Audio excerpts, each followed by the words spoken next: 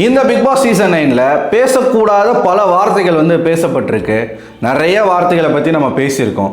ஒருத்தர் சாதி ரீதியாக பேசுவது, நிறவெறியை தூண்டுவது, ஆபாசமாக பேசுவது, பெண்கள்கிட்ட தவறாக பேசுவது, இந்த டபுள் மீனிங்லாம் பேசுவது, இந்த மாதிரி நிறைய விஷயங்களை இந்த சீசன் 9ல் குறிப்பாக அதிகமாகவே பேசியிருக்காங்க, பண்ணியிருக்காங்க.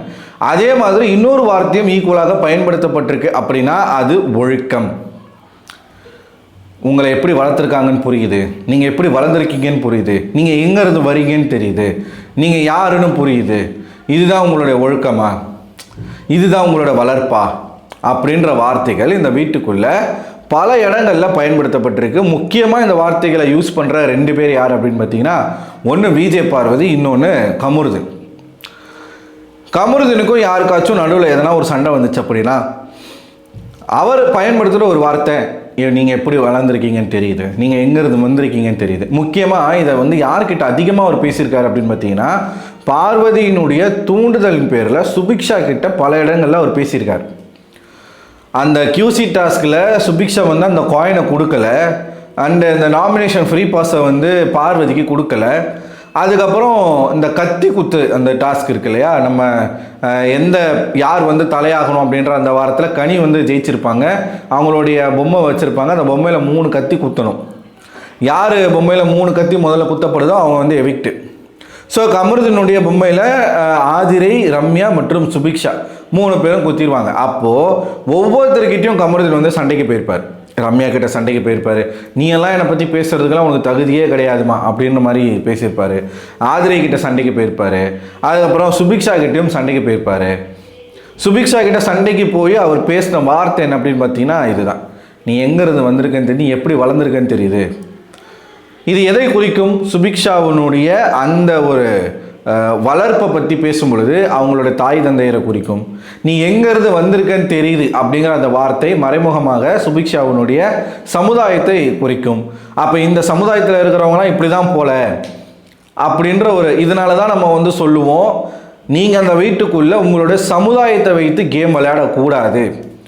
உங்கள் சமுதாயத்தை முன்னிறுத்தி நீங்கள் எந்த ஒரு விஷயத்தையும் செய்யக்கூடாது. ஏன்னா ஒவ்வொரு சமுதாயத்துக்கும் ஒவ்வொரு மரியாதை இருக்குது. நீங்கள் அதை முன்னாடி வச்சு ஒரு கேம் விளாண்டிங்க அப்படின்னா, நீங்கள் ஏதாச்சும் ஒரு தவறு பண்ணிங்கன்னா அது சுபிக்ஷா அப்படின்றதோட முடியாமல் இந்த சமுதாயத்துக்காரங்களே இப்படி தான் அப்படிங்கிற ஒரு லேபிள் குத்தப்படும். அந்த லேபிளை குத்துறதுல பார்வதி எந்த அளவுக்கு கெட்டிக்காரங்களோ அதே அளவுக்கு கெட்டிக்காரரான ஒரு நபர் நம்ம கமருதீன். ஸோ அவர் நீ எங்கேருந்து வந்திருக்கன்னு தெரியுது, நீ எப்படி வளர்ந்துருக்கன்னு புரியுதுன்றது மூலமாக உன்னை உங்கள் அப்பா அம்மா எப்படி வளர்த்துருக்காங்க பற்றியா, சுயநலமாக நீ ஜெயிக்கணும்னா என்ன வேணால் பண்ணுவல அப்படின்ற மாதிரியான ஒரு பேச்சு. நீ எங்கேருந்து வந்திருக்கன்னு தெரியுது அப்படின்னோடனே இவங்களாம் இப்படி தான்ப்பா, இவங்களுக்கு எதனா வேணும்னா என்ன வேணாலும் பண்ணுவாங்கப்பா, ரொம்ப மோசமானவங்க, ரொம்ப சுயநலவாதிகள் அப்படின்ற ஒரு டேகு முத்திரை அந்த சமுதாயத்தின் மீது குத்தப்பட்டது. இதை தூண்டி விட்டது யாரே? பார்வதி. இது இன்னொரு இடத்துல எங்கே மறுபடியும் பேசப்பட்டது அப்படின்னு பார்த்தீங்கன்னா, அந்த QC டாஸ்கில் சுபிக்ஷா இந்த காயின், கோல்டு காயின் கொடுக்கல. நம்ம கனிக்கு வெறும் ஒரே ஒரு காயின் தான் கொடுத்தாங்க. ஸோ அவங்க பாதிக்கு பாதி அப்படிங்கிறது பேசியிருந்தாங்க. சுபிக்ஷா ஏமாற்றிட்டாங்க. அதே மாதிரி பார்வதிக்கும் நாமினேஷன் ஃப்ரீ பாஸ் கொடுக்குறேன்னு சொல்லி ஏமாற்றிட்டாங்க. இந்த ஒரு பிரச்சனை வெடிச்ச அன்னைக்கு தான் திவாகருக்கும் பார்வதிக்கும் சண்டை வந்துச்சு. திவாகர் பார்வதி விட்டு பிரிஞ்சு போய் அவர் அன்பு கேங்கில் ஜாயின் பண்ணி பார்வதியை பற்றியே தப்பாக பேசிகிட்டு இருந்த ஒரு காலம் அது. கமருதீன், வினோத், பார்வதி ஒரு டீமாகவும் தர்பீஸு போயிட்டு இன்னொரு டீம் கூட சேர்ந்த காலம் அது. ஸோ அதை அன்றைக்கி இதே பேச்சு பேசப்பட்டது. இந்த சுபிக்ஷா இப்படி அவளுடைய நான் மீனவ சமுதாயத்திலேருந்து வரேன், என் சமுதாயமே எனக்கு முன்னாடி நிற்குது, என் சமுதாயத்துக்காக நான் விளையாடுறேன்னு சொல்கிறாரு. இங்கே ஒரு டாஸ்க்லேயே ஜெயிச்சதில் அவளால் ஒரு பங்கை பிரித்து கொடுக்க முடியல. இவ எங்கே இருந்து இந்த ஷோவை ஜெயிச்சுட்டு போயிட்டு அங்கே இருக்கிற மக்களுக்கு நல்லது செய்ய போகிறா, இவெல்லாம் செய்யவே மாட்டா, இவ ரொம்ப சுயநலவாதி, இந்த மாதிரியான ஆட்களை தான் டைட்டில் வின்னர் ஆக்குவானுங்க அப்படின்ற ஒரு பேச்செல்லாம் கமருதீனும் பேசினாரு, பார்வதியும் பேசினாங்க. அங்கே இருந்து அப்படியே நீங்கள் ட்ராவல் பண்ணி வந்தீங்க அப்படின்னா விக்ரம் கிட்டையும் இதே வார்த்தை கமருதீன் பயன்படுத்தியிருக்காரு. நீங்கள் உங்களை எப்படி வளர்த்துருக்காங்கன்னு புரியுது, உங்கள் வளர்ப்பு எப்படின்னு புரியுது. இது எங்கே பயன்படுத்தப்பட்டது அப்படின்னு பார்த்தீங்கன்னா, விக்கல்ஸ் பார்வதியை மாக் பண்ணும்போது இந்த ராஜாங்கம் டாஸ்க்குக்கான ஏற்பாடுகள் நடந்துக்கிட்டு இருக்கும்போது இவங்கெல்லாம் சூப்பர் டீலக்ஸ் வீட்டுக்குள்ளே உட்காந்துருப்பாங்க. அப்போது பார்வதிக்கும் விக்கல்ஸ்க்கும் சண்டை வரும். முன்னாடியிலேருந்தே பார்வதிக்கும் விக்கல்ஸ்க்கும் பயங்கரமான சண்டை வந்துட்டு இருந்துச்சு அந்த தலைவர் போட்டியில் இருந்து. ஏன்னா விக்கல்ஸ் வந்து பார்வதியை டார்கெட் பண்ணுறாரு.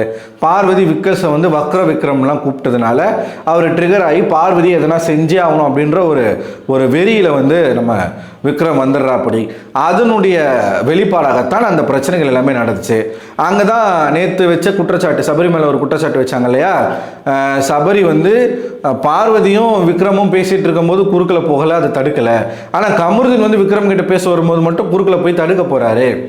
அது எப்படி, அது பேசினா 2 பேருக்கும் பேசணும், இல்லைனா யாருக்குமே பேசக்கூடாது அப்படின்ற ஒரு பாயிண்ட் வச்சாங்களா. அன்றைக்கி நடந்த விஷயம் தான் இது. அன்றைக்கும் நம்ம கமருதீன் பேசும்போது விக்கல்ஸ் வந்து ஒரு மாதிரி மார்க் பண்ணும்போது இந்த வார்த்தையை பயன்படுத்துகிறார். ஏன் ப்ரோ, நான் வந்து ஒழுக்கமாக வளர்த்துருக்காங்கன்னு சொல்கிறீங்களே, இப்போ இதான் உங்கள் ஒழுக்கமாக, இதான் உங்களோட வளர்ப்பு தெரியுது, நல்லாவே தெரியுது, நீங்கள் எப்படி வளர்ந்துருக்கீங்கன்னு தெரியுது அப்படிங்கிற ஒரு வார்த்தைகளை பயன்படுத்தினார்.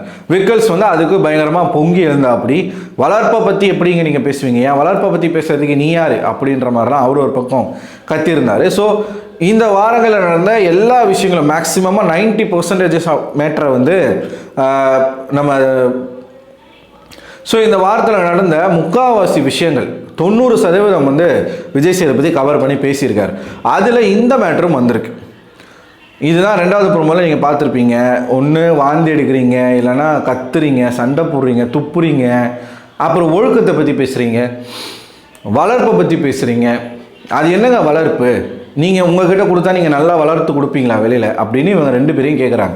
இவங்களுடைய ஒழுக்கம் வளர்ப்பை பற்றி நம்ம பேசணும் அப்படின்னா நாரி போயிடும். உக்காந்துக்கிட்டு ரொம்ப பசியாக இருக்குது, இது ஒன்று மட்டும்தானே அவங்களுக்கு தெரியும் அப்படின்னு பார்வதி சொம்புக்கள் கேட்பாங்க. ஆமாம், அது தப்பு இல்லை, அது என்றைக்குமே மாறாதுல்ல.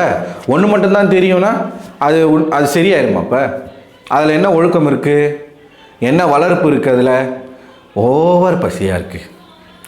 3 வேளை சாப்பிட்ணும். பிரேக்ஃபாஸ்ட் சாப்பிட்ணும், லஞ்சு சாப்பிட்ணும், டின்னர் சாப்பிட்ணும், நடுவில் ஸ்நாக்ஸ் எடுத்துக்கணும். ஸ்கின்னுக்கு நல்லதான். அவர் அண்ணன் சாப்பிட்லாம், வெளில போய் சாப்பிட்லாம், நிறைய சாப்பிட்லாம், நல்லா சாப்பிட்லாம், நல்ல திருப்தியாக சாப்பிட்லாம். அவர் அல்டிமேட்டாக ஒன்று சொன்னார், கவர் போட்டு சாப்பிட்ணும், இல்லைனா வந்து பிரச்சனையாயிரும். கவர் போட்டு என்னத்தை சாப்பிடுவாங்க? எந்த சாப்பாட்டை கவர் போட்டு சாப்பிடுவாங்க? அங்கே தான் வச்சாங்க மக்கள் வந்து காஜி கப்பிள்ஸு. சரி, அது அங்கே மட்டும்தான் நடந்துச்சா? ஜெயிலுக்குள்ளே என்ன பண்ணீங்க? அவன் முட்டியை தோடுறதும், இவங்க அவன் மேலே காலை தூக்கி போடுறதும் அங்கே மட்டும்தான் நினச்சா? ஜெயிலை விட்டு வெளியில் வந்து என்ன பண்ணீங்க? காலை தூக்கி மேலே போட்டுக்கின்னு படுத்துக்கிட்டு அதுக்கப்புறம் அதே பையனை போய் பேட் டச் பண்ணுறான்னு சொல்லி பேசுனது எல்லாமே இருக்குது. இதுதான் நீங்கள் இந்த ஒழுக்கத்தை பற்றியும் வளர்ப்பை பற்றியும் பேசலாமா அப்படின்ற ஒரு கேள்வி சேதுபதி கிட்ட வருமா வராதா? ஒரு தப்பை அவர் பண்ணிட்டாரு. அவங்க பேசின விஷயங்களெல்லாம் வந்து அவர் எக்ஸ்போஸ் பண்ணியிருக்கணும், சொல்லியிருக்கணும். இதில் எங்கே உங்கள் வளர்ப்பு இருக்குது, இதில் எங்கே உங்களோட ஒழுக்கம் எங்கே இருக்குது அப்படின்னு கேட்டிருக்கணும். இந்த கையில் வந்து ஐ மஹாரணின்னு எழுதி அனுப்புறது, எழுதி காட்டுறது,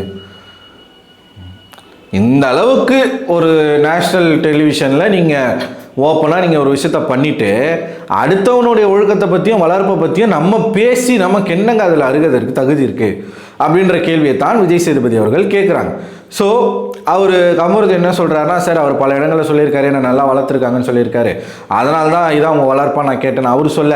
இந்த பக்கம் எங்கே போனாலும் என்னையே அவர் டார்கெட் பண்ணி ட்ரிகர் பண்ணுற மாதிரி இருக்குது, அதனால் நானும் ட்ரிகர் ஆகி சில வார்த்தைகளை விட்டுடுறேன் அப்படின்ற மாதிரி இவங்க சொல்ல, கடைசியாக விஜய் சேதுபதி வந்து எப்பயும் போல் வறுத்து எடுத்து முடிக்கிறாரு அந்த ப்ரோமோவை.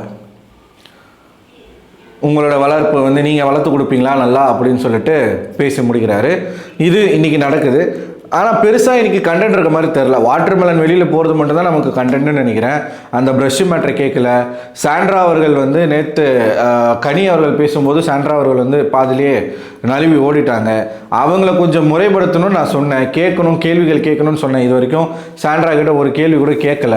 அந்த டாஸ்கில் அவங்களும் தான் இருந்தாங்க ஜட்ஜா. அவங்க ஏன் சுயமாக முடிவெடுக்கல அப்படிங்கிறது அவங்க கேட்கவே இல்லை. இது ஓகே, பார்ப்போம், பொறுத்திருந்து பார்ப்போம் என்ன நடக்குதுன்னு சொல்லிட்டு. ஸோ நீங்கள் என்ன நினைக்கிறீங்க மக்களை? இன்றைக்கி இவ்வளோ தான் கண்டென்ட் இருக்கும். உங்களோட கருத்து என்ன அப்படிங்கிறத கமெண்ட் பாக்ஸில் கமெண்ட் பண்ணுங்கள். அடுத்த ஒரு வீடியோவில் உங்களை சந்திக்கிறேன். அதுவரை உங்களிடம் விடைபெறுவது நான் அரவிந்தன்.